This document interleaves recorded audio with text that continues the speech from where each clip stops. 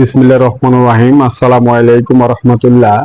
Gas tablet, জীবাণুনাশক সহ বিভিন্ন মেডিসিন প্রয়োগকৃত পুকুর প্রস্তুতি, অর্থাৎ আমরা যারা গ্যাস ট্যাবলেট সহ বিভিন্ন বিষাক্ত উপাদান দিয়ে রাক্ষসে মাছ বা আমাছা নিধন করি, যারা আমরা পুকুরে বা জীবাণুনাশক ব্যবহার করি, অ্যান্টিবায়োটিক ব্যবহার করি, বিভিন্ন ধরনের মেডিসিন যারা ব্যবহার করি, এই পুকুর প্রস্তুতিটা স্বাভাবিক বা সাধারণ পুকুর প্রস্তুতি থেকে অনেকটাই আলাদা। কেন আলাদা এটা আমাদের আগে বুঝতে হবে। আমরা সাধারণত এই যে শতকে এতটুকু চুন, এতটুকু নুন, এতটুকু ছাই, এতটুকু বা জৈব উপাদান, আমরা একটা গতানুগতিক ধারা এটা ব্যবহারের কথা বলি। তো অনেক চাষিরাই পুকুর প্রস্তুত করার পরে, মাসিক প্রস্তুতি ঠিকঠাক ভাবে করার পরে পুকুরের প্রাকৃতিক পরিবেশ ঠিক রাখতে পারেন না, পুকুরে প্রাকৃতিক খাদ্য উৎপাদন করতে পারেন না, পানির রং নিয়ে আসতে পারেন না, মাছ অসুস্থ হয়ে যায়, মাছ রোগাক্রান্ত হয়, বিভিন্ন ধরনের মেডিসিন আরো বেশি প্রয়োগ করতে হয়। এর একমাত্র কারণ শুধু না বুঝে গতানুগতিক একটা ধারাকে অবলম্বন করা। তো মেডিসিন যারা পুকুরে প্রয়োগ করেন বা বিষ প্রয়োগ করেন, তাদের পুকুর প্রস্তুতিটা কেন আলাদা এটা বুঝতে হলে আমাদের আগে জানতে হবে যে এই বিভিন্ন ধরনের মেডিসিন প্রয়োগ করলে আমাদের পুকুরের মাটি এবং পানিতে কি কি ক্ষতি হয় বা কি কি পরিবর্তন হয়। তো যদি আমরা এই বিষয়টা আগে বুঝতে পারি, তাহলে প্রস্তুতকালীন সময় আমাকে কোন উপাদান কতটুকু পরিমাণ প্রয়োগ করতে হবে সেটা আর আমাকে বলতে হবে না। আপনার পুকুরের মাটি, আপনার পুকুরের পানি, এর অবস্থাটা দেখেই আপনি নির্ণয় করতে পারবেন যে কোন উপাদান কতটুকু পরিমাণে এখানে প্রয়োগ করতে হবে। কি কি ক্ষতি হয় এটা বোঝার জন্য আমরা প্রথমেই যাব মাটিতে। পুকুরের তলানির যে মাটি, মাটি মানেই তো জৈব পদার্থের উপস্থিতি। আর এই মাটিতে থাকা জৈব পদার্থ, এবং মাটি তো কোনো একক উপাদান না, বিভিন্ন উপাদান দিয়ে তৈরি হয়। এই মাটির যে সূক্ষ্ম সূক্ষ্ম কণাগুলোকে ভেঙে আলাদা করা, জৈব পদার্থকে ভেঙে ক্ষুদ্র ক্ষুদ্র কণায় এটাকে পরিণত করা, এবং মাটি এবং জৈব পদার্থের ভিতরে থাকা যে পুষ্টি পদার্থ, এটাকে রিলিজ করে আনা। কারণ আমরা তো পুকুর প্রস্তুতি এজন্যই করি যে এটাকে ভেঙে আমরা আলাদা করব এবং এর ভিতরে থাকা পুষ্টি পদার্থটাকে আমরা রিলিজ করে নিয়ে আসব, যাতে এটা একটা সময় পচে অ্যামোনিয়া বা ক্ষতিকর গ্যাসের তৈরি না হয়। আমরা যে পুকুরে এই মেডিসিন প্রয়োগ করি, এই পুকুরে এই জৈব পদার্থের ভিতরে থাকা যে মাইক্রোব ও ব্যাকটেরিয়া নষ্ট করে ফেলে, এটাকে একদম সম্পূর্ণরূপে ধ্বংস করে ফেলে, মাটিকে শক্ত করে ফেলে, মাটির পানি ধারণ ক্ষমতা কমায়। মেডিসিন প্রয়োগ করা পুকুরে দেখবেন যে সেচ দেওয়ার পরে এর মাটিটা একদম শুকিয়ে একদম ইটের মতো শক্ত হয়ে গেছে, কখনো সাদা থাকে, কখনো অন্য কালারেও রূপান্তরিত হয়। কারণ এই বিভিন্ন ধরনের মেডিসিনের ভিতরে থাকা বিষাক্ত ভারী ধাতু এই জৈব পদার্থকে ভাঙতে দেয় না, এর পুষ্টি পদার্থকে রিলিজ করতে দেয় না, এটাকে বাধাগ্রস্ত করে। মাটিতে থাকা লোহা, দস্তা, ম্যাঙ্গানিজ সহ এই যে বিভিন্ন ধরনের উপকারী উপাদান যেটা মাটিতে উপস্থিত থাকে, এই সমস্ত উপাদানকে এই মেডিসিন নষ্ট করে ফেলে, মাটির অম্লত্ব বাড়ায়। কারণ আমাদের মাটিকে যদি আমরা ক্ষারীয় অবস্থায় ফিরিয়ে নিয়ে আসতে না পারি, তাহলে আমাদের মাটির পিএইচ মান ঠিক থাকে না, মাটির অক্সিজেন লেভেল ঠিক থাকে না। এই জন্য আমাদের ক্ষারত্ব বাড়ানোর জন্য অম্লত্বকে আমাদের কমাতে হয়। তো মেডিসিন প্রয়োগ করলে মাটির অম্লত্ব বেড়ে যায়। পানির ক্ষেত্রেও তদ্রূপ, অক্সিজেন লেভেলটাকে ডাউন করে ফেলে, যেটাকে আমরা বলি বা ডিও, মানে ডিজলভ অক্সিজেন।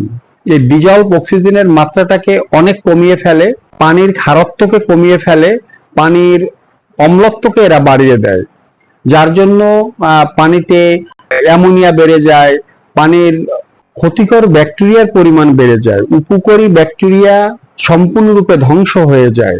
প্রাকৃতিক খাদ্য যেমন ফাইটোপ্ল্যাঙ্কটন, সেটা আমরা উৎপাদন করতে পারি না। পানির রং আমরা অনেক চেষ্টা করার পরেও, অনেক ডোজ করার পরেও আমরা পানির সেই সবুজ রং ফিরিয়ে আনতে পারি না।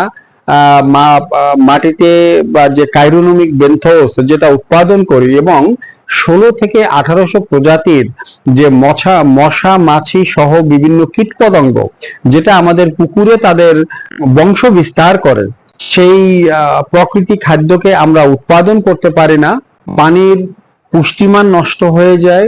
অর্থাৎ একটা সাধারণ যে প্রাকৃতিক পরিবেশ যেটা আমাদের পানিতে দরকার, আমাদের মাটিতে দরকার, এটাকে আমরা অনেক চেষ্টার পরেও আমরা ফিরিয়ে আনতে পারি না।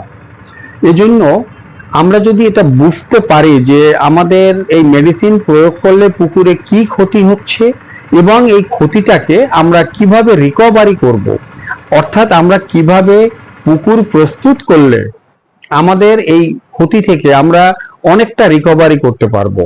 তো এই ধরনের পুকুর প্রস্তুত করতে হলে সবচেয়ে ভালো হয় যদি আমরা পুকুরটাকে সেচ দিয়ে কিছুটা সময়, মানে বেশ কয়েকটা দিন ধরে আমরা পুকুরটাকে শুকোতে পারি। আর যদি শুকোনো সম্ভব না হয় তাহলেও আমরা এটা প্রস্তুত করতে পারবো।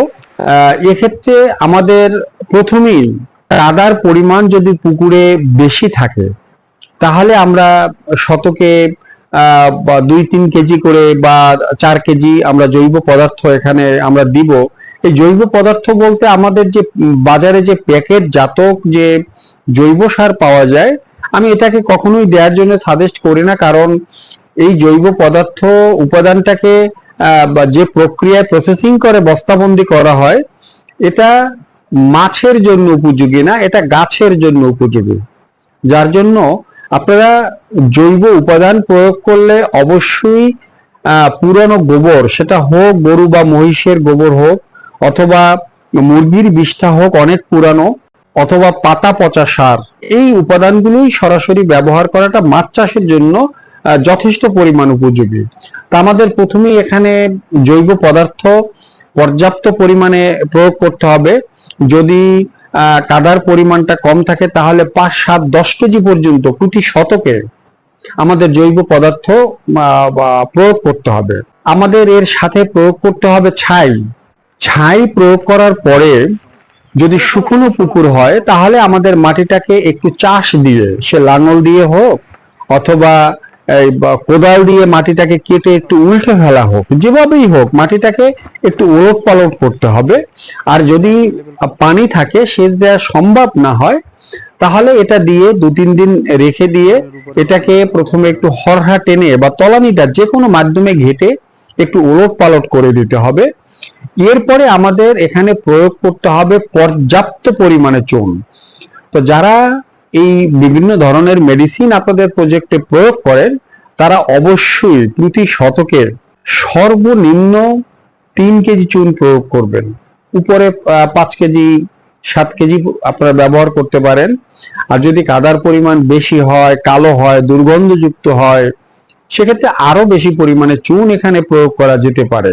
তবে নর্মালি 3 কেজির নিচে নয়, কারণ আমাদের যে ক্ষতিকর উপাদানগুলো যেখানে রয়েছে, আমাদের এই যে মাটির বিভিন্ন গুণাগুণ, পানির বিভিন্ন গুণাগুণ, পুষ্টি পদার্থ যা কিছু আমাদের ধ্বংস হয়েছে, এখানে আমাদের মাটিটাকে নিউট্রাল করতে হবে, জৈব পদার্থকে নিউট্রাল করতে হবে, এটাকে ভেঙে সূক্ষ্ম সূক্ষ্ম কণায় পরিণত করতে হবে এবং এর উর্বরতা শক্তি আমাদের ফিরিয়ে আনতে হবে। আমরা যদি এই উর্বরতা শক্তি ফিরিয়ে আনতে ব্যর্থ হই তাহলে চাষকালীন সময় আমাদের বিভিন্ন ধরনের সমস্যার সম্মুখীন হতে হবে। এজন্য প্রথমেই আমাদের জৈব সার, তারপরে ছাই, এর 2-3 দিন পরে আমাদের পর্যাপ্ত পরিমাণে চুন পুকুরে প্রয়োগ করতে হবে। তো চুন প্রয়োগ করে আমরা যদি শুকনো পুকুর হয় তাহলে আমরা 3 থেকে 5 দিন রেখে দিতে পারি। আর যদি একটু পানি থাকে, 1 ফিট 2 ফিট বা 3 ফিট পানি থাকে, এই অবস্থার পুকুর আমরা কমপক্ষে 5-7 দিন এই অবস্থা আমরা রেখে দিব। রেখে দিয়ে এরপরে আমরা সেখানে পানি নিয়ে আসলাম। পানি নিয়ে এসে পুকুরের তলানিটা আমরা এটা ভালো করে আবার ঘেটে দিব। এটা পানি আনার আগেই আমরা ঘাটতে পারি, ঘেটে তারপরে আমরা পানিটা এখানে নিয়ে আসতে পারি। তো পানি আনার পরে এখানে প্রয়োগ করতে হবে চিটাগুড়। আমরা সাধারণ পুকুরে আমরা 60 গ্রাম থেকে 80 গ্রাম, কখনো কখনো 100 গ্রাম আমরা ব্যবহার করে থাকি আমাদের প্রয়োজন অনুসারে। কিন্তু এই জাতীয় পুকুরে কমপক্ষে প্রথমবার 100 গ্রাম থেকে 150 গ্রাম পর্যন্ত চিটাগুড় আমাদের পুকুরে প্রয়োগ করতেই হবে। এই চিটাগুড় প্রয়োগ করার 2-3 দিন পরে পুকুরের স্বাভাবিক অবস্থা ফিরিয়ে আনার জন্য এবং পুকুরে ভালো ব্যাকটেরিয়া বা প্রোবায়োটিক বৃদ্ধির জন্য আমরা এখানে প্রোবায়োটিক ব্যবহার করতে পারি। তা আমি সাজেস্ট করব অবশ্যই হাতে তৈরি প্রোবায়োটিক ব্যবহার করার জন্য। আর আমার চ্যানেলে হাতে তৈরি প্রোবায়োটিকের উপর একটা ভিডিও দেওয়া আছে, একটু দেখে নেবেন। এবং এর চেয়ে ভালো হয় যদি আমরা ইএম ব্যবহার করি পুকুর। ইএম নিয়েও একটা ভিডিও আমার চ্যানেলে দেয়া আছে। ইএম প্রস্তুত করতে খরচাটা অনেক কম হয় এবং এটা প্রোবায়োটিকের চেয়ে আরো বেশি ইফেক্টিভ, আরো বেশি কার্যকরী। ইএম ব্যবহার করে আমরা যখন পুকুরের স্বাভাবিক পরিবেশ চলে আসবে, পুকুরে একদম ন্যাচারাল একটা অবস্থায় আমরা নিয়ে আসব, তখন আমরা এখানে কিছুটা রাসায়নিক সার ব্যবহার করতে পারি প্রাকৃতিক খাদ্য তৈরি হওয়ার জন্য, অর্থাৎ ফাইটোপ্ল্যাঙ্কটন তৈরি হওয়ার জন্য আমরা রাসায়নিক সার বিশেষ করে টিএসপি এবং ইউরিয়াট এখানে প্রয়োগ করতে পারি। এরপরে তো আমাদের চ্যানেলে বিভিন্ন ধরনের ডোজের কথা বলা আছে। জুপ্ল্যাঙ্কটন তৈরির ডোজ রয়েছে, ফাইটোপ্ল্যাঙ্কটন তৈরির ডোজ রয়েছে, বুস্টার ডোজ রয়েছে। আপনার প্রয়োজন অনুসারে এটা বুঝে আপনাকে এই ডোজগুলো করতে হবে। তবে এটা পরের একটা বিষয়, চাষকালীন সময়ের বিষয়।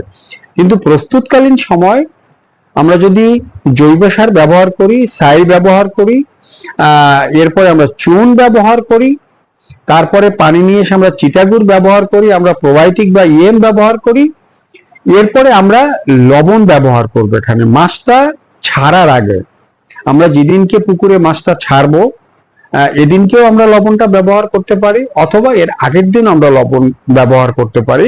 আমাদের পুকুর যখন পর্যাপ্ত পরিমাণে প্রাকৃতিক খাদ্য তৈরি হবে, পুকুরের পানির রংটা সবুজ হয়ে যাবে, অর্থাৎ মাছ ছাড়ার জন্য একদম উপযোগী একটা পরিবেশ তৈরি হবে, তখন আমরা লবণটা ব্যবহার করে এখানে আমরা শতকে 200 গ্রাম করতে পারি, আমরা 400-500 গ্রামও লবণ ব্যবহার করতে পারি।